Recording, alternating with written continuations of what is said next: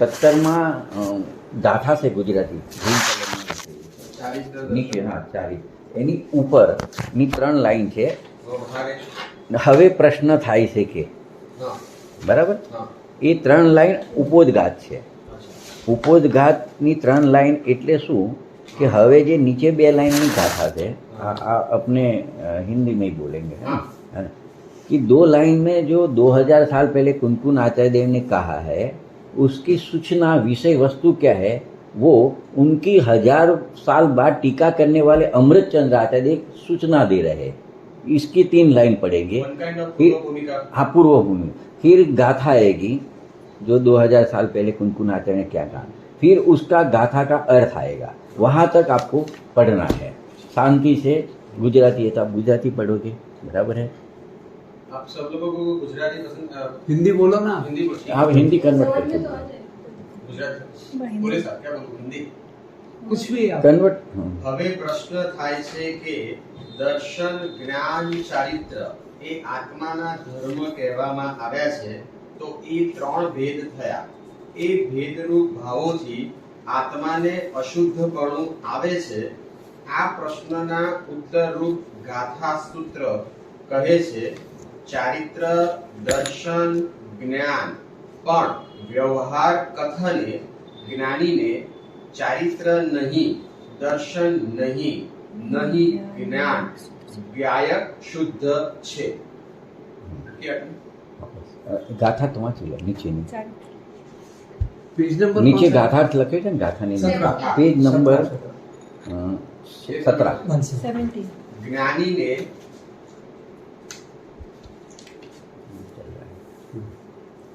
જ્ઞાનીને ચારિત્ર દર્શન જ્ઞાન એ 3 ભાવ વ્યવહારથી કહેવામાં આવે છે. નિશ્ચયથી જ્ઞાન પણ નથી, ચારિત્ર પણ નથી અને દર્શન પણ નથી. જ્ઞાની તો એક શુદ્ધ ગાયક છે. देखो थोड़ा 415 गाथा लिखी अमृतचंद्र आचार्य ने. 415 गाथा का सार 6ठी 7वीं 8वीं 9वीं 10वीं 11वीं 12वीं 7 गाथा में भर दिया है. तो अभी एक एक गाथा आएगी, उसके एक एक शब्द को उसका वाच्य को समझने के लिए बहुत बुद्धि मेहनत और एकाग्रता लगानी पड़ेगी क्योंकि इतना सारा मटेरियल 415 गाथा का 7 गाथा में पूरा समय सार समा दिया है. इसको संक्षिप्त रुचि वाले के लिए समय सार बताया. संक्षिप्त रुचि वाला मतलब क्या, जो थोड़ा कहने में ज़्यादा सब कुछ समझ सकता है उसके लिए पहले एक पद्धति उनकी ये रही कि बहुत थोड़े में पूरा समय सार कह दिया. 12वीं गाथा के बाद से 13वीं गाथा शुरू की है वो विस्तार रुचि वाले के लिए. विस्तार रुचि मतलब क्या कि जो कोई भी ये समझेगा कि इसमें ज़्यादा समझ में नहीं आता, थोड़ी थोड़ी बात तो समझ में आई है लेकिन और डिटेल करे तो हमारी समझ में आए, तो 13वीं गाथा में पूरा समय सार का जो अधिकार है उसका नंबरिया, जैसे फिल्म में पहले नंबरिया पड़ता है उसकी थोड़ी हिस्ट्री बता देते हैं उसमें, तो ऐसे 13वीं गाथा है वो पूरी आगे के पूरे ग्रंथ के अधिकारों की सूचना रूप में है. 9 अधिकार है, 9 के नाम भी आ जाते हैं, क्रम भी आ जाता है. तो वहाँ से विस्तार से उसको एक एक चीज को समझाया है. तो अपने ऐसी कोशिश करते हैं अपने कि 6ठी 7वीं 8वीं मतलब 12 गाथा तक एक एक शब्द को अमृतचंद्र आचार्य और कुनकुन आचार्य के एक एक वर्ष के वाच्य तक पहुँचने की कोशिश करेंगे. जितना अपने एक लिंक पकड़ में आएगी उसकी उतना आगे अपने को बिल्कुल सरल हो जाएगा. तो ये 7वीं गाथा भी हार्ड पड़ेगी. 6ठी गाथा चली मतलब 6ठी गाथा चली वो भी थोड़ा मतलब हार्ड लगी होगी, लेकिन 7वीं गाथा को समझाने के लिए दोनों की कंपैरिजन आएगी और दोनों की एक एक बात को थोड़े समझेंगे तो दोनों गाथा क्लियर हो जाएगी. और ये समझने के लिए कोई चौक्कस पद्धति होती है, खाली समय सार के लिए नहीं.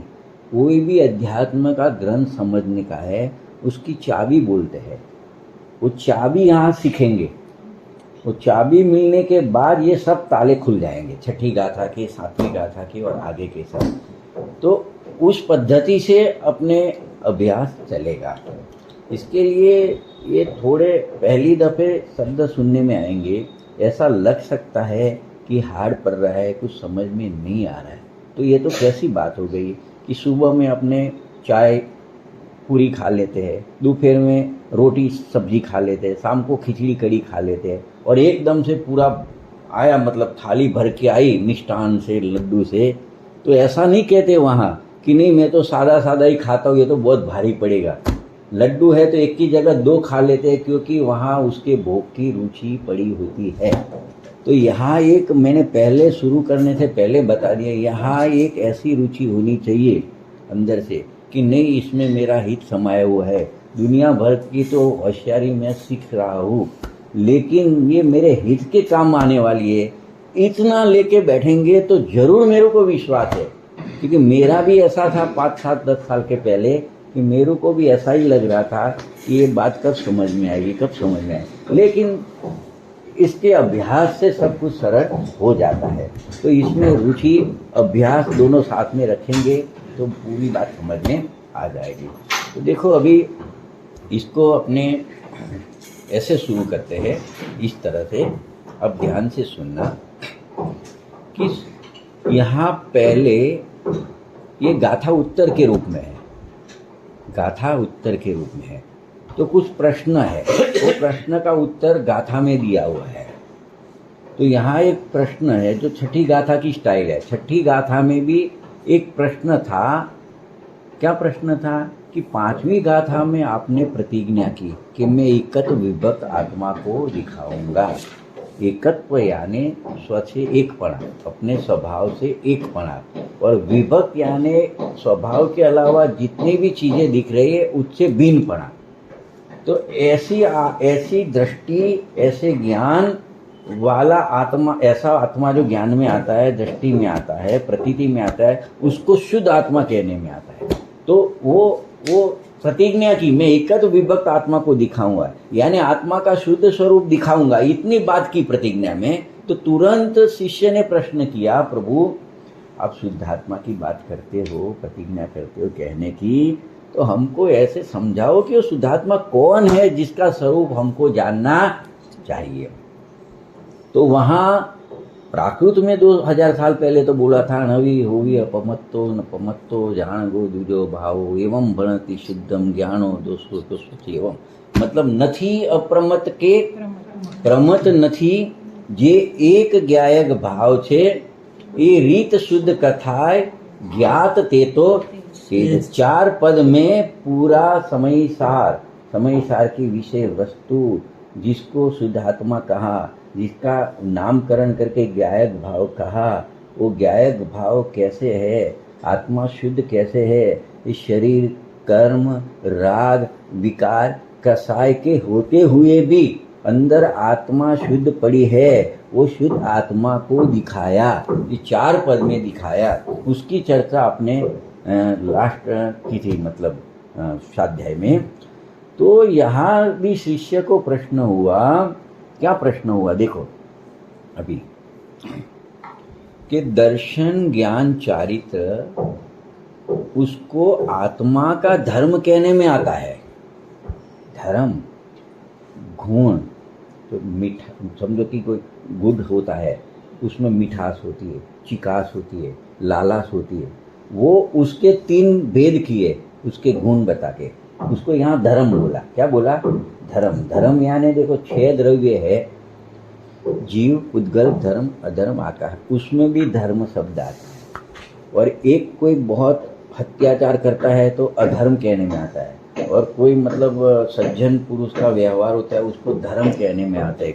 और यहाँ अपने जिनागम में कषाय भाव को अधर्म कहने में आता है, राग देश विकार को, मोह राग देश को, और वितराग भाव को धर्म। ये धर्म की भी बात नहीं है। 6 द्रव्य में एक द्रव्य है विश्व, 6 द्रव्य का समूह, उसमें एक धर्म द्रव्य नाम का द्रव्य है, उसकी भी बात नहीं है। यहाँ धर्म यानी कोई भी वस्तु होती है उसके जो गुण धर्म होते हैं, गुण होते हैं। जैसे गुड़ है, उसमें मिठास, चिकास, लालच, वो उसके गुण है, वो गुण को धर्म बोला।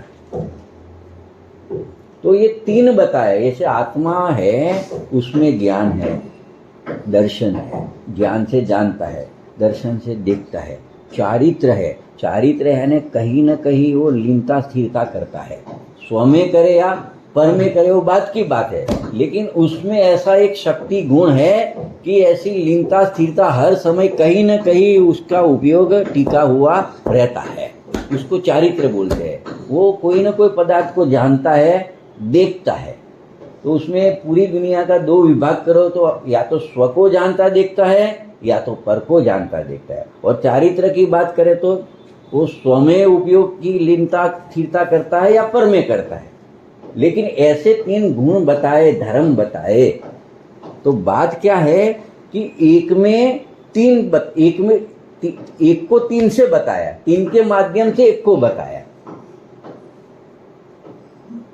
तो तीन कहने से उसमें कुछ अशुद्धता आती है। अपने तो शुद्ध आत्मा को समझने का है। आपने तो 5वीं गाथा में प्रतिज्ञा शुद्ध आत्मा को बताने की थी।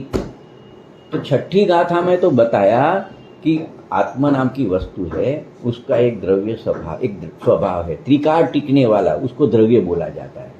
और हर समय वहां परिणमन होता है। खाली आत्मा में नहीं, 6 द्रव्य में, जीव होवे, उद्गल द्रव्य हुए, धर्म द्रव्य, अधर्म द्रव्य, आकाश द्रव्य, काट द्रव्य, 6 द्रव्यों में एक मतलब 6 वस्तु है, पदार्थ है, उसका खुद का एक त्रिकाल टिकने का गुण होता है। वो उसका नाश नहीं होता, वो टिकता है हर समय, उसको द्रव्य बोला जाता है।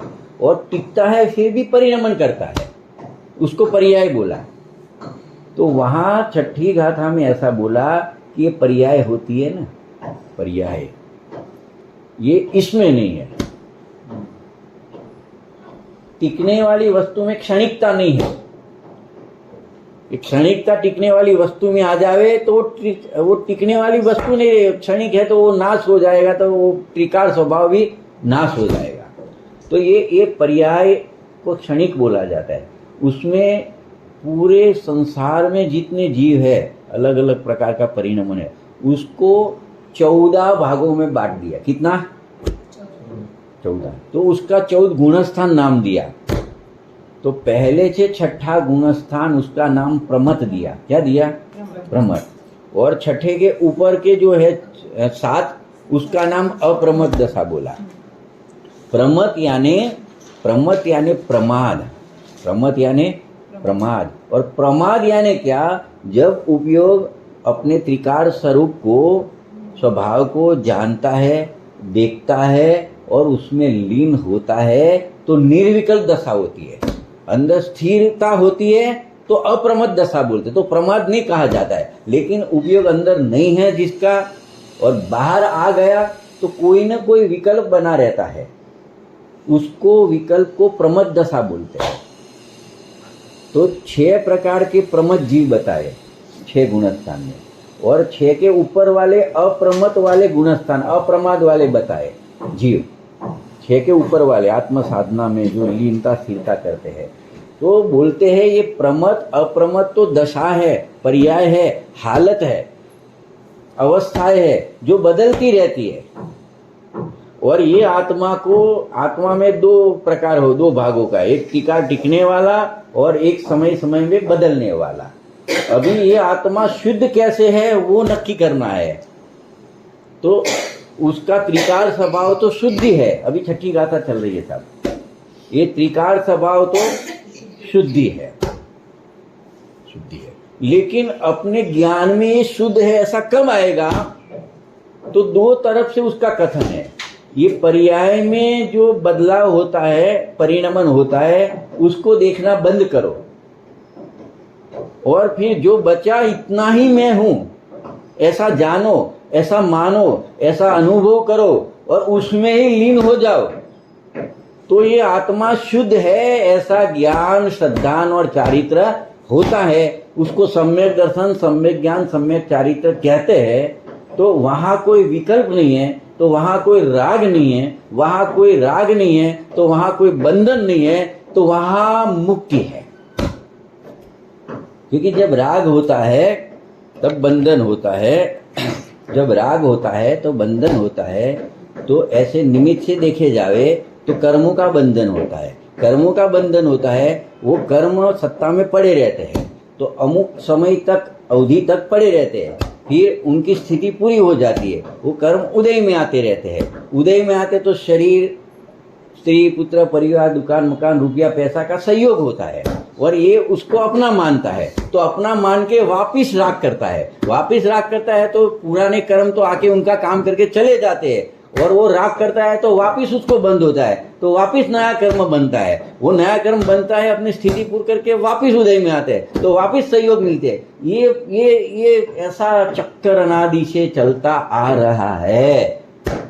जब ये बोलेगा कि ये जो बदलाव होता है ना, राग हुआ, बंद हुआ, संयोग हुआ, शरीर मिला, ये जो कोई भी पर्याय में जो खेल होता है उसको देखना बंद करो और अपनी स्वभाव में त्रिकाल स्वभाव है, वो मात्र जानने देखने का काम करता है। तो इसमें इसको ही जानो, उसको देखो, उसमें लीन हो जाओ, तभी ये शुद्ध तो है। लेकिन वो शुद्ध कहा जाता है, उसका नाम दिया ज्ञायक भाव। क्या दिया? तो मतलब ये पर्यायों से देखने से तो ज्ञान में अशुद्धता आती है, ज्ञान में अशुद्धता आती है। ऐसा मतलब ज्ञान अशुद्ध कभी होता नहीं है, लेकिन ये पर्याय में अशुद्धता है ऐसा ज्ञान होता है। तो ऐसा कहा जाता है कि ज्ञान में अशुद्धता आई, क्योंकि वहां फिर राग भी उत्पन्न होता है। लेकिन जब इसको देखना बंद करके इसको देखेंगे तो ये शुद्ध है। तो पर्याय में शुद्धता आई। क्या आई? शुद्धता का ज्ञान आया। शुद्धता ही मतलब क्या है? शुद्धता का ज्ञान आया। जो शुद्ध स्वरूप है उसका ज्ञान आया। तो जो त्रिकाल शुद्ध स्वरूप है तो उसके ज्ञानने में भी ऐसा में त्रिकाल शुद्ध हो ऐसा परिणमन आया। तो वहां कोई विकल्प राग बचा नहीं, तो वहां कोई बंधन रहा नहीं। तो वहां कर्म के निमित्त से जो बंधन पहले जो था वो धीरे धीरे अपनी स्थिति पूरी करके छूट जाता है। तो अशरीरी, असहयोगी, सिद्ध दशा की उसको प्राप्ति हो जाती है। तो वहां छठी गाथा में तो बोला कि ये पर्याय का भेद है ना, प्रमत अप्रमत, उसको ही अपना मानो, उसको देखते रहो तो अशुद्धता आएगी। ज्ञान में क्या आएगी? अशुद्धता आएगी। तो वो तो आपने समझा दिया कि इसको नहीं देखना है, इसको देखना है। अभी हम इसको देखते हैं ना, इसको, तो ये बना हुआ कैसे है समझो। अभी दोबारा एक अलग सातवीं गाथा समझने के लिए, पहले छठी गाथा में क्या किया था? एक वस्तु लिया, आत्म वस्तु, उसका त्रिकाल स्वभाव लिया, त्रिकाल टिकने वाला, ध्रुव ध्रुव ध्रुव, कोई बदलाव नहीं होता, कभी उत्पन्न नहीं होता, कभी नाश नहीं होता, ऐसा त्रिकाल स्वभाव लिया। और एक हर समय फिर भी परिणमन तो कुछ न कुछ होता है, उत्पाद है, उत्पन्न हुआ नाश हुआ, उत्पन्न हुआ नाश हुआ, तो ऐसा होता है। मतलब उसको उमा स्वामी तत्वासूत्र मोक्ष शास्त्र की भाषा में कहते तो उत्पाद वय द्रोव युग सत અને सद्द्रव्य लक्षणम। ऐसा हर एक द्रव्य का लक्षण है कि उसमें उत्पाद वय इधर पर्याय में और ध्रुवपना कायम टिकनापना, ऐसा हर एक द्रव्य का स्वभाव है। ऐसा तत्वासूत्र जी में उमा स्वामी ने सूत्र दिया है। बहुत आधार है, अपने ज्यादा उसको नहीं जाते हैं अलग ग्रंथों में, लेकिन ये तत्वासूत्र जितने भी जैन फिरके हैं सब में मान्य है उमा स्वामी का। इसके लिए उसको मैंने आगे किया, बाकी बहुत रेफरेंस है इसके। तो अभी मैं क्या बताना चाहता हूँ कि छठी गाथा में खाली ये वस्तु लिया आत्मा तरीके, तो एक उसका त्रिकाल स्वभाव जिसको ध्रुव बोला, जिसमें कुछ कार्य नहीं होता, कुछ परिणमन नहीं होता, वो टिका हुआ टिका हुआ टिका हुआ टिका हुआ टिका हुआ ही रहता है। फिर भी वही वस्तु में कुछ हर समय समय परिणमन होता है। इसको समझाओ आप बोलो तो क्या कहना चाहते हैं? वस्तु का ऐसा स्वरूप है कि परिणम होने के बाद भी टिकना और टिकते हुए परिणमना, इसको समझना है। जैसे अपने पास मिट्टी का गड्ढा है, ढगला है, मतलब गुजराती में जो बोलते हैं, अभी उसका एक पानी डाल के पिंड बनाया, पिंड बना के उसमें से घड़ा बनाया, घड़ा बना। तो पहली पर्याय में पिंड था खाली और उसका व्यय हुआ और घड़े की उत्पत्ति हुई। क्या हुई? तो ये उत्पाद व्यय उत्पन्न हुआ, नाश हुआ और उत्पन्न हुआ, व्यय हुआ और उत्पाद हुआ, उसको पर्याय बोला जाता है। लेकिन वो माटी के परमाणु जो है वो तो पिंड में भी थे और घड़े में भी है। घड़ा का व्यय होएगा तो कुछ दूसरा उसमें से टूटा फूटा कुछ हो जाएगा, तो उसमें भी रहेगा, वो उसका ध्रुवपना है। ऐसे वस्तु परिणमती हुई टिकती है, ये वस्तु का सामान्य रूप है। तो यहाँ क्या बताया कि अभी अपने को सम्यक दर्शन प्रकट करना है, निर्विकल्प दशा प्रकट करनी है, मोक्ष मार्ग प्रकट करना है। ये सब दुख से छुटकारा चाहिए, ये सब सहयोग से छुटकारा चाहिए, ये कुछ जफामारी चाहिए नहीं। तो क्या करे साहब? तो कि शुद्ध आत्मा को जानो। किसको जानो? तो उन्होंने प्रतिज्ञा की कि मैं शुद्धात्मा को दिखाऊंगा, एकत्व विभक्त आत्मा को दिखाऊंगा, 5वीं गाथा में प्रतिज्ञा की। तो फिर शिष्य से रहा नहीं गया, को असो आत्मेति चेतक। ये ऐसा शुद्धात्मा कौन है जिसको जानना चाहिए? आप बताओ, जल्दी बताओ। बताने वाले तो है, प्रतिज्ञा की है तो, लेकिन वो बोले जल्दी जल्दी जल्दी जल्दी जल्दी बताओ, ऐसा कौन है आत्मा? ऐसा शुद्धात्मा का स्वरूप क्या है? तो देखो ये आत्मा है ना, इसमें ऐसे त्रिकाल टिकने वाला ध्रुव स्वभाव भी है और परिणमन करना। एक ही चीज के दो पहलू है। जैसे एक सिक्का है, किंग भी है, क्रॉस भी है। जैसे फैन घूम रहा है तो स्थिर रहने वाला भी है और घूमने वाला भी, पंखा एक ही है। तो दो मतलब समझने के लिए कि दो परखे होते हैं हर एक वस्तु में, एक टिकने वाला और एक परिणमन करने वाला। परिणमन करने वाला जो है उसको पर्याय बोला जाता है, उसमें उत्पाद हर समय होता रहता है और ऐसा होते हुए भी टिकता है, उसको द्रव्य बोला। क्या बोला? तो अभी शुद्धात्मा को जानना है ना, तो इसको देखते रहेंगे ना, उत्पाद व्यय। तो ऐसा व्यय हुआ, ऐसा उत्पाद हुआ, ऐसा व्यय हुआ, ऐसा उत्पाद हुआ। उसका स्वरूप होते हुए भी यहाँ नजर करने से कोई ना कोई विकल्प बना रहता है, और विकल्प खाली नहीं रहता, वहां कुछ ना कुछ राग उत्पन्न होता है। ऐसा क्यों व्यय हुआ, ऐसा क्यों उत्पन्न हुआ, इस प्रकार से क्यों नहीं हुआ? तो राग रहता है, और राग रहता है तो बंधन रहता है। अभी शुद्धात्मा को जानना यानी क्या? निर्विकल्प दशा प्रकट करना। क्या करना? तो आचार्य भगवान छठी गाथा में सार रूप यही कह रहे कि वस्तु में भले ऐसे दो प्रकार के स्वभाव है, तू इसको देखना बंद कर। तू अनादि से इसको ही देखता है, इसको ही देखता है। देखो ये अध्यात्म है, पर को देखता है, वो बात की नहीं इधर। पर से तो भिन्न हूं ये नक्की करके आया है कि ये शरीर है वो जड़ है, मसान की राख की पूर्व पर्याय है। ये मेरे साथ शरीर आता नहीं है, इस सहयोग मेरे साथ आता नहीं है। मैं अकेला यहाँ आया था और अकेला ही जाऊंगा, बाकी सब यहाँ पड़ा रहेगा। तो उससे तो मैं भिन्न ही हूँ। जो कुछ भी मेरापना लगता है वो मेरा मिथ्यात्व है, अज्ञान है, लेकिन ये मेरा है नहीं। ये शॉर्टस की बात है। अभी तो कहाँ भेद करना है स्वपर का कि एक ही चीज में ऐसा स्वभाव है, ऐसा भी स्वभाव है। अभी इसको जानना है, इसको देखना है, इसमें रमना है, इसमें जमना है। तो ये पर बोला, ये स्व बोला, ये पर बोला। जो परिणमन होता है ना, समय समय राग हुआ, द्वेष हुआ, क्रोध हुआ, मान हुआ, माया हुई, ये हुई, वो हुई, जो कुछ भी परिणमन समय समय उत्पाद होता है, उसको पर बोला कि इसके लिए ये पर है। इसके दोनों भाग है, पार्ट है, लेकिन ये पार्ट ये नहीं है, ये पार्ट ये नहीं है, इसके लिए पर हो गया। तो ये पर है, ये पर है, उसको देखना बंद कर। अभी जो बाकी रहा उसको ही देख, उसको ही जान, यही मैं हूं, ऐसे प्रतीति कर। जिस दिन ऐसा सच्चा ज्ञान श्रद्धान प्रतीति रूप परिणमन हो जाएगा, तो तेरी हर एक ज्ञान दर्शन चारित्र की पर्याय में शुद्धता प्रकट हो जाएगी। तेरे को विकल्प राग कुछ रहेगा नहीं, और तेरे को मोक्ष मार्ग प्रकट हो गया। उसको बोलते हैं क्या हो गया? मोक्ष मार्ग प्रकट हो गया। तो छठी गाथा में तो ये पर्याय को देखने से अशुद्धता आती है, मतलब अशुद्धता का ज्ञान होता है, ऐसा बताया। यहाँ क्या कहा? 7वीं गाथा में क्या कह रहे? ये वस्तु आत्मा, बराबर। तो उसका द्रव्य होता है, अनंत गुण होते हैं, अनंत गुणों है, उस ऐसा परिणमन होता है। 3 चीज हुई, द्रव्य, उसके अनंत गुण, और समय समय में वो गुण का परिणमन। जैसा गुण है ऐसा परिणमन होएगा, जैसी शक्ति है ऐसा कार्य होएगा, परिणमन यानी कार्य, बराबर। तो अभी क्या बोलते हैं, द्रव्य गुण पर्याय। अभी ये गुण छठी गाथा में क्या बताए, पर्यायों से रहित है। क्या बताया, पर्याय से रहित देख अपनी आत्मा को।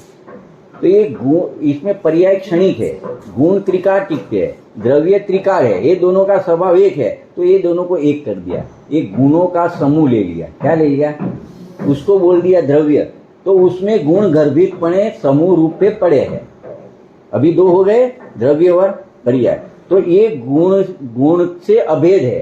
क्या है, तो वो शुद्ध है, वो आत्मा कैसा है, शुद्ध है, पर्याय से रहित और गुणों से अभेद, ऐसी आत्मा शुद्ध है।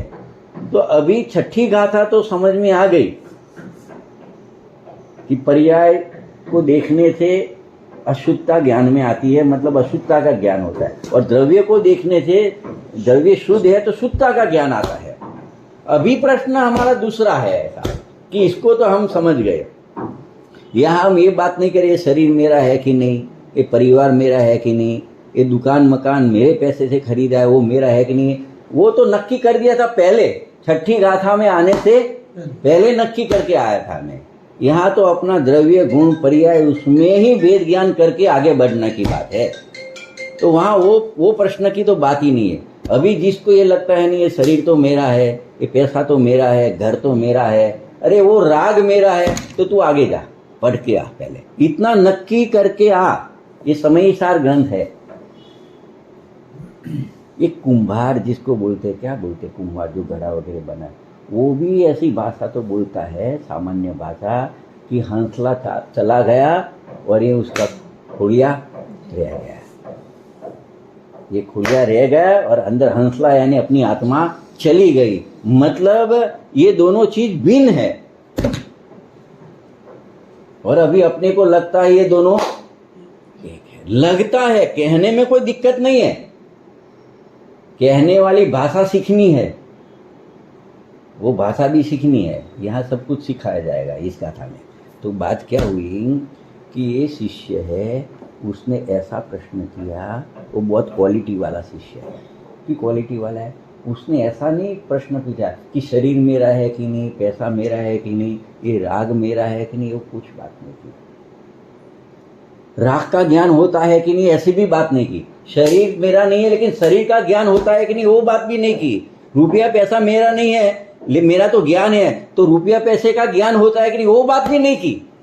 वो बात का निषेध छठी गाथा में कर दिया है। कहाँ कर दिया, कैसे किया, वो सीखेंगे, ये पद्धति सीखेंगे। अपने में श्रद्धा में नहीं हुआ हो ना, तो ये पद्धति सीखने के बाद हो जाएगा, हो जाएगा। अभी वो सच नहीं लग रहा है, जो क्या उड़ा दिया, शरीर आदि संयोग को उड़ा दिया अपने से भिन्न। उसके प्रति जो राग रहता है वो तो अपनी पर्याय में होता है ना, इस शरीर में तो राग नहीं होता है ना, प्रीति प्रेम आकर्षण शरीर तो नहीं करता है ना। समझो एक दुकान है, यहाँ शरीर आत्मा को एक मान के बैठा है, बराबर है, तो क्या दुकान मकान तो तेरी नहीं है। एक बात, आत्मा से भिन्न पदार्थ है, वो संयोगी पदार्थ है, संयोग है तो उसका वियोग हो जाने वाला है। तो जिसका वियोग हो जाए वो आत्मा का होता नहीं है। जो मेरा है सो जावे नहीं, जावे सो मेरा नहीं, बराबर है। संयोग चला जाता है, दुकान मकान चली जाती है।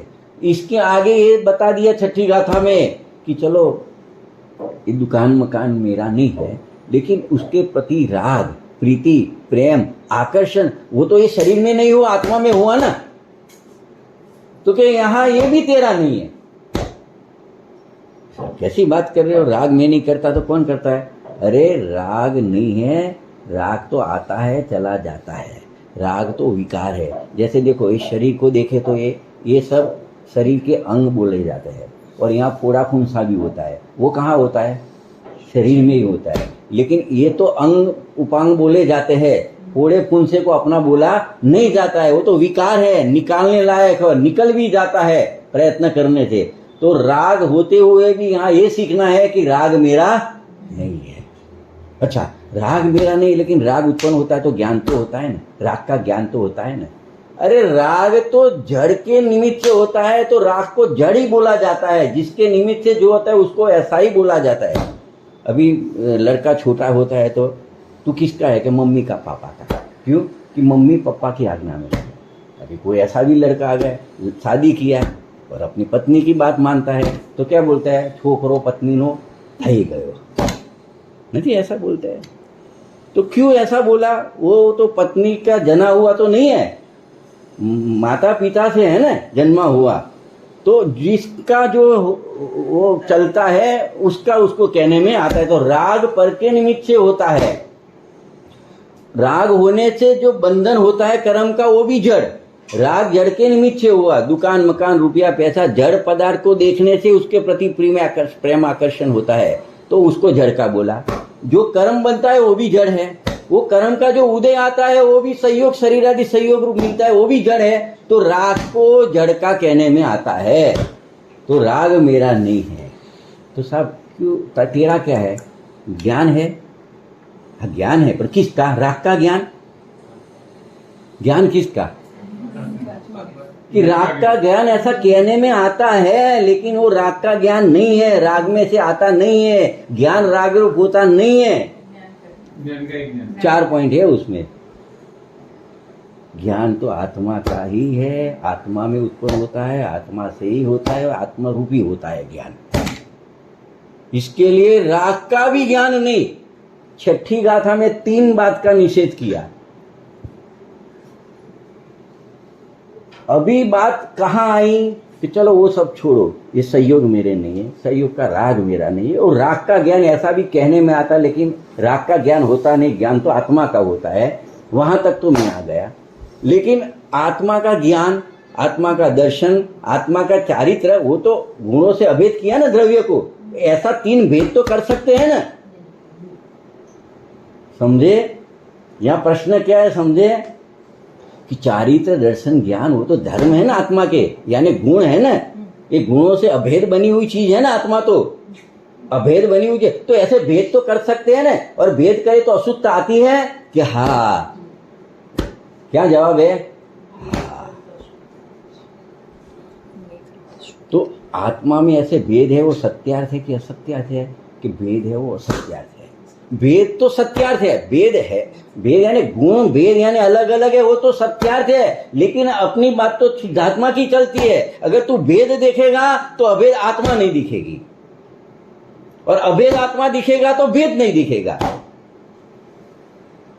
तेरू को शुद्धात्मा दिखाना है, शुद्धात्मा का अनुभव कराना है, अनुभव यानी ज्ञान में भी शुद्धता लानी है। तो जब तू जैसा शुद्धात्मा का स्वरूप बोला, जो पर्याय से भी भिन्न है, प्रमद भी नहीं है, अप्रमद भी नहीं है, ऐसा गुण भेद वाला नहीं है, पर्याय से सर्वथा रहित है, पर्याय से रहित है, लेकिन गुणों के भेद से रहित है, गुणों से अभेद है, ऐसा अभेद आत्मा जब तक ज्ञान सद्धान में नहीं लेगा, उसमें तू रमेगा नहीं, तब तक तेरे को शुद्धात्मा पर्याय में प्रकट होगी नहीं।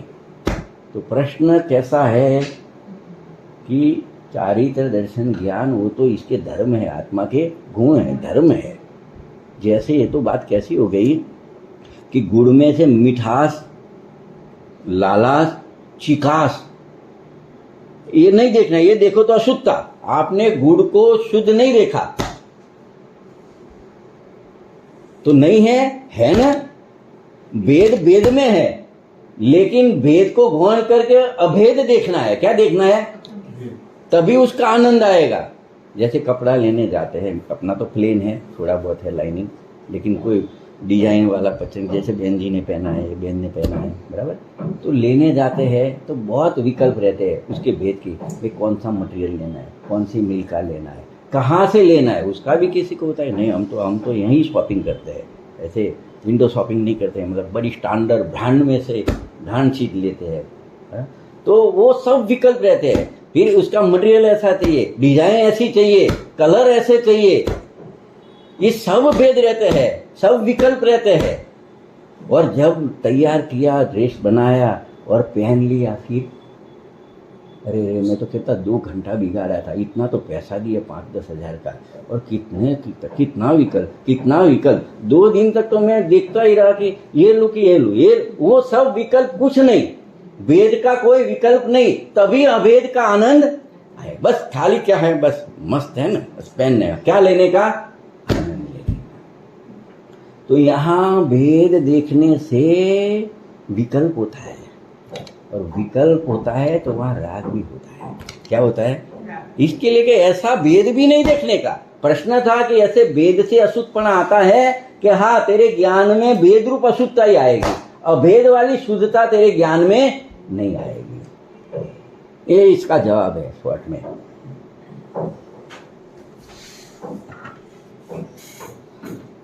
तो राग का ज्ञान भी ज्ञान नहीं है। हाँ। राग का ज्ञान नहीं है, ज्ञान नहीं है, क्योंकि पहले तो राग का ज्ञान होता ही नहीं। तो इसमें क्या ऐसा प्रयोग चलता है ना, वो क्यों चलता है? असली बात तो ये सीखनी है, उसकी चाबियां सीखनी है। एक पद्धति है, कहने के भी पद्धति है, और ऐसे कहते हुए क्या मानना वो भी पद्धति है। दो चीज, कहना भी पड़ेगा, इस शरीर मेरा है ऐसा कहना भी पड़ेगा, फिर भी ये जानना पड़ेगा शरीर मेरा नहीं है। इस शरीर का राग मेरे में ही उत्पन्न हुआ है, मेरी पर्याय में ही उसके प्रेम प्रीति आकर्षण है, वो भी नक्की करना पड़ेगा। फिर भी वो दुख का कारण है, जो दुख देवे वो मेरा नहीं है। तो उसका ज्ञान क्या? उसका ज्ञान जब शरीर में रोग आता है तो ज्ञान भी होता है, वो भी बात सत्य है, लेकिन उसका ज्ञान करते रहेंगे तब तो निर्विकल्प दशा नहीं आएगी। तो राग का, शरीर का रोग का राग भी नहीं है, उसका ज्ञान भी नहीं है। ज्ञान तो आत्मा का है, और यहां कहते हैं ज्ञान का आत्मा का ऐसा दो भेद भी नहीं है। ज्ञान कहो कि आत्मा कहो, सब एक ही है। इतना सब नजदीक आओगे अपने द्रव्य स्वभाव के पास में, तब जाके सब प्रकार के विकल्पों से विश्रांति मिलेगी। क्या मिलेगी? देखो, ये नहीं है ऐसा नहीं है, शरीर नहीं है, ये शरीर को ही मैं मेरा कहूंगा। ये कीड़ी, हाथी, घोड़े के शरीर को मेरा नहीं कहूंगा, तो तिरियंस के शरीर को मेरा नहीं कहूंगा, देवनारकी के शरीर को मेरा नहीं कहूंगा। यही शरीर मेरा है, मनुष्य पर्याय मनुष्य यही मेरा है, फिर भी मेरा नहीं है। तो उसको बोलते हैं मेरा है, उसको बोलते हैं व्यवहार। और जहां व्यवहार लगा ना, तो न तथापि ऐसा नहीं है, उसके साथ में ये जोड़ी देने का। किसके घर पे गए मेहमान बन के, पहले कहे देखो आपको, मेरे को पता है आप 10 दिन के कोई काम से आए, ये घर आपका ही है, कोई तकलीफ नहीं, अरे मैं मेरा ही समझता हूँ, बराबर है। देखो ये सब चीज़ आती है, ये सब घर वाले सब आपके ही है, मेरा जो कुछ भी हो आपका है। तो आप भी क्या बोलोगे? हाँ भाई, मैं ऐसा ही समझता हूँ, क्योंकि तू मेरा दोस्त है ना, जिगरी। फिर भी न तथापि, ये वो कहता है मेरा है, वो निश्चय है, और मैं कहता हूं मेरा है, वो व्यवहार है। उसका मतलब न तथापि, ऐसा कभी होता नहीं है। अगर उसको पता चल कि उसकी दानत खारी हो गई है, अभी दस्तावेज सब चेंज करने की फिराक में पड़ा है, तो डंडा मार के भगा देगा, और ये ऐसा ही करता है। इसके लिए कर्म के डंडे खाने पड़ते हैं। तो ये दो पाठ सीखने हैं, ये दो पाठ सीखने हैं, और उसकी दोनों पाठ सीखने की दो पद्धति है। जिनागम पूरा भरा हुआ है, एक आगम पद्धति से भरा हुआ है और एक अध्यात्म पद्धति से भरा हुआ है। आगम पद्धति परद्रव्य के साथ में व्यवहार बताता है, और ये अध्यात्म पद्धति अपने से व्यवहार बताता है, अपने में भेद करके व्यवहार दिखाता है। दूसरी चीज, आगम दूसरी चीज को अपनी कहती है और न तथापि करता है। ये अध्यात्म अधि तरफ, आत्म तरफ, सीधी आत्म तरफ की बात करते हैं। आत्मा का जो कुछ भी होता है, द्रव्य गुण पर्याय, वहां ही क्या अपना है क्या अपना नहीं है वो नक्की कराता है। इसको अध्यात्म पद्धति बोलते हैं। तो वहां भी व्यवहार लगता है, यहाँ भी व्यवहार लगता है। पहले वो व्यवहार समझ में आएगा, बाद में ऐसा प्रतीत में आएगा कि हाँ ऐसा भी व्यवहार होता है। निश्चय कुछ अलग है, निश्चय यानी रियल कुछ अलग है। तो दो पद्धति आई, दो पद्धति व्यवहार आया, तो साहब कितने सारे व्यवहार लग जाएंगे। अरे सुनो सुनो, सब सारे व्यवहार सबको 4 में समेट लिया है। कितने में? मुख्य 2 भेद में समेट दिया है। कितने भेद में? एक होता है असद्भुत व्यवहार, असद्भुत व्यवहार, और एक होता है सद्भुत व्यवहार, बराबर। इसके 2 भेद कर लो। असद्भुत में उपचरित करो, उपचरित असद्भुत व्यवहार, एक अनुपचरित असद। समझो पूरा जिनागम का निष्कर्ष चल रहा है। जो नयों में लिखा हुआ है, जिनागम नयों में निबंध हुआ है, नय की भाषा में लिखा है, ये नयों को नहीं समझेंगे तब तक उसका वाच्य नहीं समझ पाएंगे। ये चाबी है सब जिनागम को समझने की। फिर से 90% व्यवहार की भाषा है। किसकी भाषा है? जिनागम में भी व्यवहार की भाषा है। और ये निश्चय वाली भाषा विरल है, कहीं कहीं है। व्यवहार को पढ़ो तो भी निश्चय निकालना सीख लो। निश्चय को पढ़ो तो कोई प्रॉब्लम नहीं है। व्यवहार पढ़ते हुए भी निश्चय को पढ़ो। किसको पढ़ो? तभी कला जागृत होएगी। तो ये सीखना है। तो ऐसे व्यवहार भाषा है। इसमें 2 प्रकार के ग्रंथ होते हैं, आगम पद्धति वाले, अध्यात्म पद्धति वाले। ये अध्यात्म पद्धति वाला ग्रंथ है। मेरी बात सुनो। और मोस्टली जो पढ़ने में आते हो आगम पद्धति वाले आते हैं, क्योंकि अध्यात्म तक पहुंचना बहुत शूरवीर आदमी का काम है। मतलब मेहनतू, जो जिसको अंदर से तीखी धगस लगी है, जिसको संसार का थकान लगा है, जिसको संसार का दुख की ऐसा होता है कि नहीं, संसार में दुख है, सच्ची में है, और अतीन्द्रिय सुख भी है, लेकिन वो जगह अलग है और दुख वाली जगह अलग है। तो कहाँ दृष्टि करनी, बराबर बैलेंस हो गया है जिसको, कि सुख के निमित्त कौन है और दुख के निमित्त कौन है।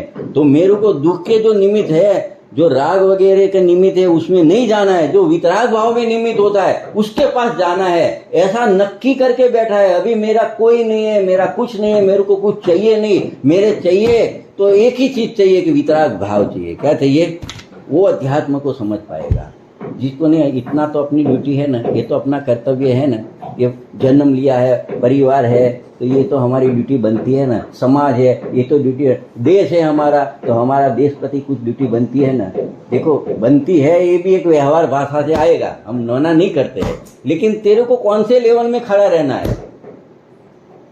देखो मंदिर जी में जाते हैं, सुबह में जो झाड़ू लगाता है वो भी भगवान की सेवा कर रहा है, झाड़ा पोता कर रहा है वो भी भगवान की सेवा करता है। फिर पुजारी होता है, कपड़े शुद्ध करके जो अष्ट द्रव्य वगैरह जो भगवान का द्रव्य शुद्ध करता है वो भी भगवान का ही काम कर रहा है। देखो फिर आपको बैठने के लिए, पूजन के लिए, स्वाध्याय के लिए जो व्यवस्था करता है वो भी भगवान का काम कर रहा है। आप सिर्फ भगवान की वाणी सुनने बैठते हैं, माध्यम कोई भी होए, विद्वान के माध्यम से या कोई कैसे भी, मतलब कोई रिकॉर्डिंग वगैरह कैसे भी, तो आप भी भगवान का काम यानी धर्म का काम कर रहे हैं। और जो सुनाने वाला होता है वो भी धर्म का काम करता है। ऐसे एक प्रकार से वो काम अच्छा ही कर रहा है, अधर्म नहीं कर रहा है। लेकिन देखो हर एक का लेवल अलग अलग है कि नहीं, उसको पुण्य मिलता है लेकिन उसको और कुछ पता नहीं है। वो तो बाहर से क्या पता है, नेपाली आया कि बंगाली आया, उसको तो बेचारा इतना पता है कि मैं सफाई करूंगा, झाड़ा पोता, मेरे को मेरी आजीविका के लिए 10,000 मिल जाएगा। और एक सुनता है, एक सुनाता है। सबसे ज्यादा लाभ कहाँ होता है? देखो मैं 1 घंटा सुनाता हूँ ना, तो मेरा 6 घंटा स्वाध्याय हो जाता है, तो बाद में मैं 1 घंटा सुनाता हूँ। तो आपको चॉइस करनी है। ये सब व्यवहार ही है, सुनना व्यवहार है, सुनाना व्यवहार है, आत्मा का अनुभव करना वही निश्चय है, धर्म। निश्चय धर्म तो क्या है? आत्मा का अनुभव करके अतीन्द्रिय आनंद का स्वाद लेना, वही निश्चय है। बाकी ये सब व्यवहार में, लेकिन आप आपकी बुद्धिमता के अनुसार नक्की करेंगे मेरे को कौन से व्यवहार में पहले खड़ा रहना है। आप चॉइस लोगे नहीं तो व्यवहार में डिफरेंस है कि नहीं। तो ऐसे व्यवहार में भी 4 प्रकार बोले हैं। पहले एक आगम पद्धति वाला, अध्यात्म पद्धति वाला। अभी आगम अध्यात्म भूल जाओ, पहले 4 प्रकार के व्यवहार। कितने? तो 4 कैसे हुए? तो पहले मुख्य 2 भेद किए, असद्भुत व्यवहार, असद्भुत व्यवहार, सद्भुत व्यवहार। अब जो असद्भुत, भूत यानी होना, सद यानी सत्ता, अ यानी नहीं। अभी क्या है, व्यवहार में क्या होता है कि 2 भिन्न द्रव्य को एक कहा जाता है, उसको व्यवहार कहता है। समझो यहाँ कंप्यूटर रखते हैं, तो टेबल है लकड़ी का, किसका है? उसको बोलेंगे कंप्यूटर का टेबल, व्यवहार। ये कपड़ा माणिक चौक से लेके आया तो ये कॉटन का, लेकिन उसको बोलेंगे माणिक चौक का। आप समझे ना मतलब? तो वो क्या होगा, नहीं है फिर भी कहना वो व्यवहार, जो कहने में आता है ऐसा नहीं है, फिर भी ऐसा कहने में आता है, उसको कहते हैं व्यवहार।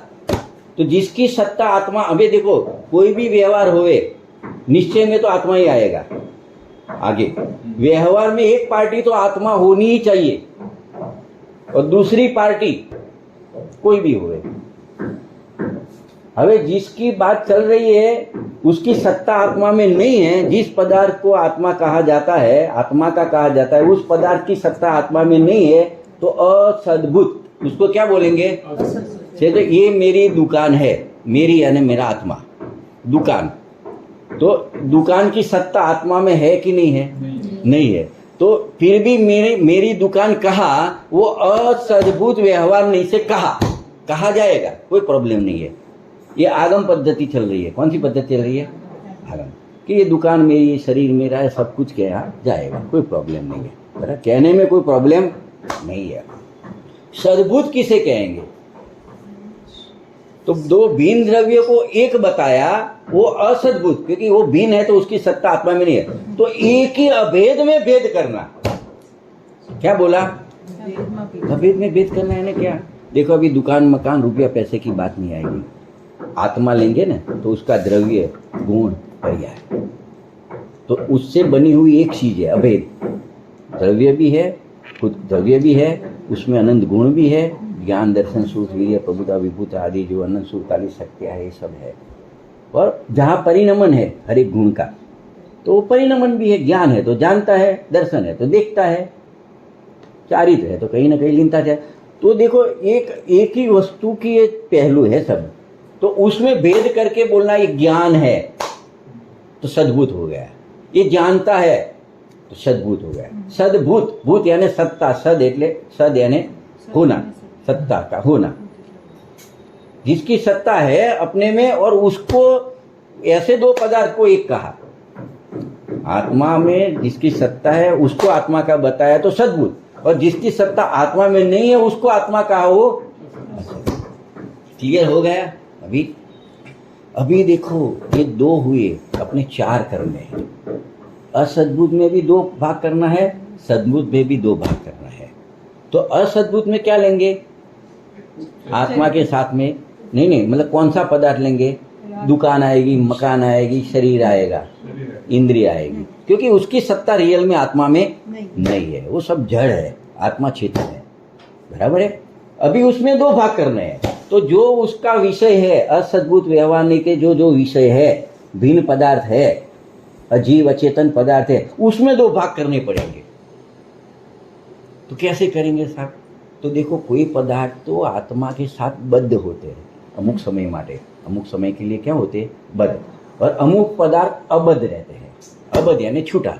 समझो कि अपने घर से इधर आए तो शरीर साथ में आई, मन साथ में आया, अंदर जो कमलाकार का मन है, अर्थ पकड़ी के तो ये इंद्रिया साथ में आई, वो बोलेंगे बद्ध। स्त्री, पुत्र, परिवार, दुकान, मकान, रुपया, पैसा साथ में नहीं आया। क्यों? वो आत्मा से बद्ध नहीं है, बद्धे हुए नहीं है, भले अमुक समय माटे, वो छूटे है, अबद्ध है। कैसे है?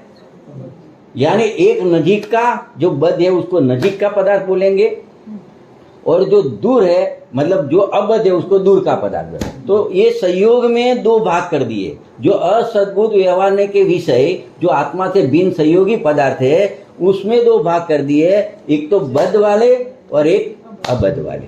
जो अबद्ध पदार्थ है, जो आत्मा से क्षेत्र से भिन्नता है जिस पदार्थों की, उसको बोलेंगे उपचरित असद्भुत व्यवहार नहीं।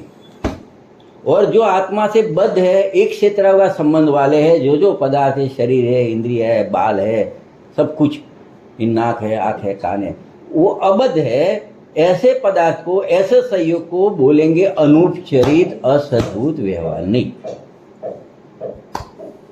जैसे आपकी नाक है और उसके ऊपर नथनी है, बोलो कहाँ कौन सा लगेगा? पहला सद्भुत लगेगा असद्भुत? असद तो सद्भुत की तो बात नहीं हुई, असद्भुत है, वो तो आंख बंद करके कह सकते हैं, बराबर है। अभी ये नोज और उसके ऊपर नथनी है,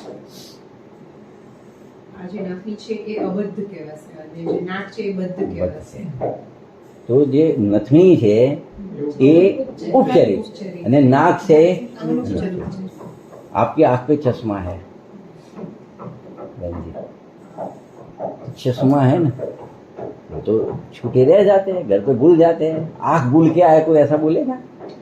ये आंख लेनी भूल गया, नहीं भूलेगा। समझे? ये थोड़ा डिफरेंस समझाया। फिर सद्बुद्ध में जाएंगे, शायद टाइम भी हो जाएगा, है ना। 26 हुए साहब, 11-26 हुए।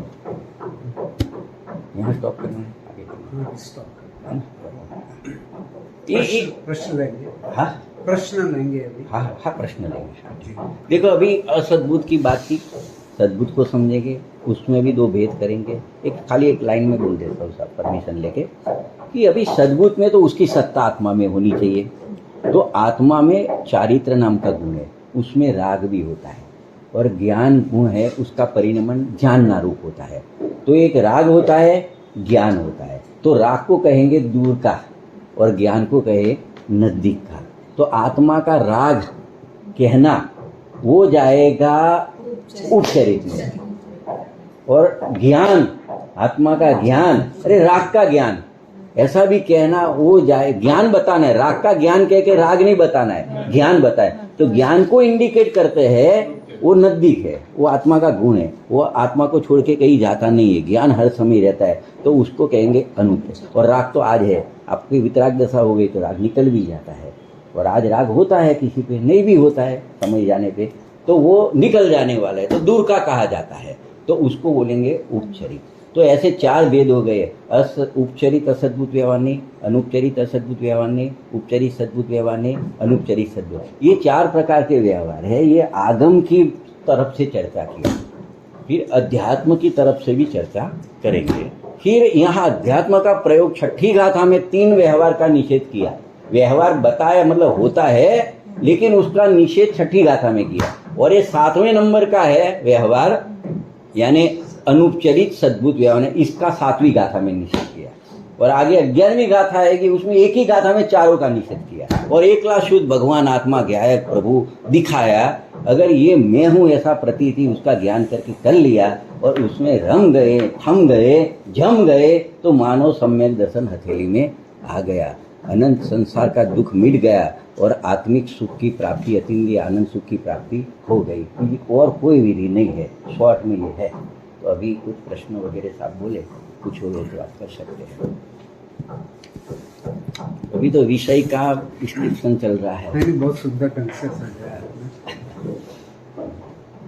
तो एक आपने सेंटेंस बोला था, एकत्व विभक्त आत्मा, थोड़ा एक्सप्लेन।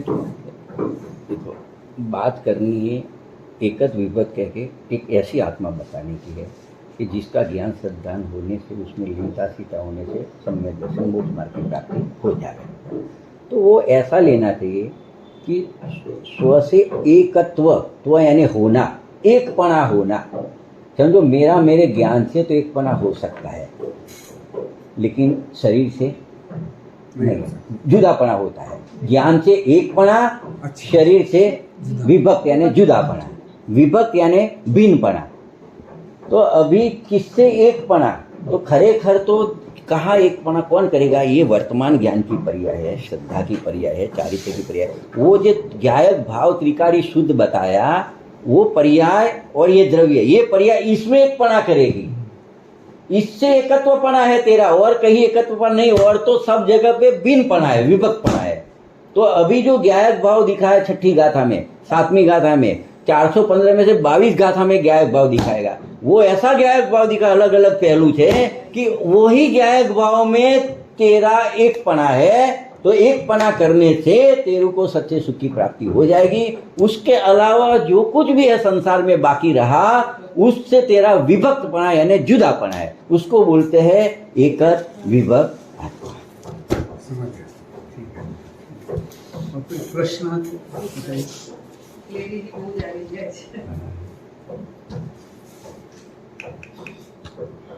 बोला जी, प्रश्न बहुत क्लियर है, बहुत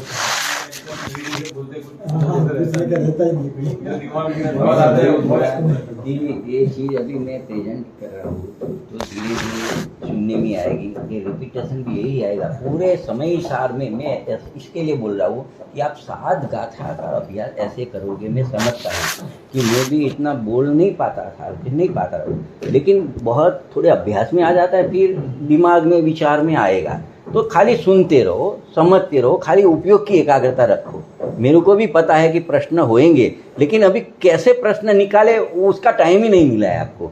आप समझे ना? तो ये सुनते रहोगे, ये पद्धति में आपको फिर थोड़ा रेस्ट आएगा बीच में पीरियड, उसमें आपको आएगा प्रश्न। अभी नहीं भी आ सकता है, इसका मतलब ये भी नहीं है कि जिज्ञासा नहीं है, नहीं प्रश्न है। मैं समझ सकता हूँ, ये स्थिति में से मैं भी गुजरा हुआ हूँ, तो आएगा। लेकिन खाली आप साध गाथा सीख लो, फिर बाकी में आपको गारंटी है। यानी एक एक गाथा ये सात गाथा में से पूरी 400 बाकी की 415 बाकी की सब गाथा में उतार सकता हूँ। उसकी लाइन कोई भी पकड़ के 600 पेज है, 600 पेज की कोई भी लाइन निकालो, मैं सात गाथा में उसको सिद्ध कर सकता हूँ। यानी कोई ऐसी अभिमान की बात नहीं। मेरा कहने का तात्पर्य है कि इसमें सब कुछ समा गया। हाथी के पैर में सब पक्षी के पैर आ जाते हैं। ऐसी बात है कि ये सात गाथा यानी पूरा समय सार है। थोड़ा टाइम लगेगा, उसको अच्छी तरह से समझ लिया 12वीं गाथा तक, फिर कोई भी गाथा, कोई भी अध्यात्म का ग्रंथ पढ़ो, उसका न्याय इसमें से निकलेगा, सात गाथा में से। उसका हर एक दफे रेफरेंस आएगा, ये मूल को सूत्र बनाया जाएगा उसको समझाने के लिए कि देखो ये गाथा में ऐसा बोला था। अभी उसको समझ रहे हो तो अगली गाथा आपके समझ में आ जाएगी। 14 गुणस्थानक किधर आता? हाँ जी, એમાં 6 ગુણસ્થાનક પ્રમત, પ્રમત. 6 ગુણસ્થાનક અવર્ણત. તો બાકીના બે કયા? 6 નહીં, બાકીના 6 નહીં, 1 થી 6, 1 થી 6 અને 6 થી ઉપરના બધા 8. બાકીના 8. 8। तो वो भी आत्मा नहीं है आपने कहा, प्रमत भी नहीं है, आत्मा अप्रमत भी में देखो नहीं है। ये गुणस्थान यानी प्रमत यानी विकल्प था, अप्रमत यानी निर्विकल्प, वो पर्याय तो आत्मा की है। लेकिन यहाँ ऐसी आत्मा को मैं हूँ प्रतीति करना है, एकपना करना है कि अभी पर्याय को देखने जाओगे ना तो विकल्प रहेगा। तो अभी इसको देखना बंद करो। नहीं है ऐसा नहीं है, क्योंकि ये लिखने वाले समय सार लिखने वाले खुद प्रमत दशा में थे, छठे गुणस्थान में थे। विकल्प की दशा में थे, उनको विकल्प था कि मेरे को ऐसा लिखना है, वो विकल्प था कि नहीं। फिर भी वो कह रहे हैं मैं प्रमत नहीं हूं। तो उनको क्या कहना है, ये है प्रमत दशा है लेकिन इधर है, उसको इधर ही रखने का, इधर नहीं लाने का। और इसको इधर रख के वहां देखने का नहीं, यहाँ देखने का। यहाँ देखने जो दिखेगा वो मैं हूं ऐसा प्रतीति करने का, तो तेरे को सम्यक दर्शन हो जाएगा। इसके लिए प्रमत भी नहीं हूं, अप्रमत भी नहीं हूं, तो वो पर्याय तो है। जैसे शरीर नहीं है तो क्या नहीं है, ये सामने क्या दिख रहा है, लेकिन मैं जिसको दिखा रहा हूं उसमें उसका प्रवेश नहीं है, ऐसा कहना है। और कोई प्रश्न? एक जगह मैंने वो प्रवचन नवदीप में देखा था। हाँ जी सर। कि जो केवली भगवान होते हैं वो पर्याय को और ध्रुव दोनों को साइमल्टेनियसली देखते हैं, यानी पर्याय के अंदर ही वो सब देख लेते हैं। केवली बराबर है, जो केवली भगवान है, ये सही है ना? हाँ सही है, बस बिल्कुल सही है। वो ज्ञान के इतना सामर्थ्य है कि ऐसे एक कलश आता है 12 नंबर का नियम साधी ग्रंथ में, कुल आचार्य होगा कि 2 विश्व है।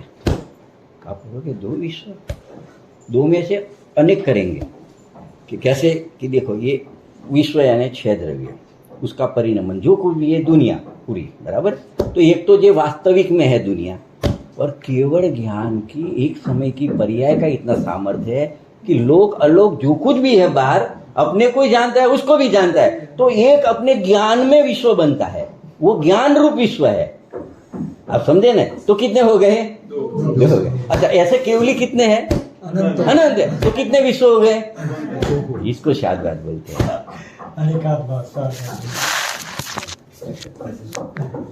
ठीक है सर, बस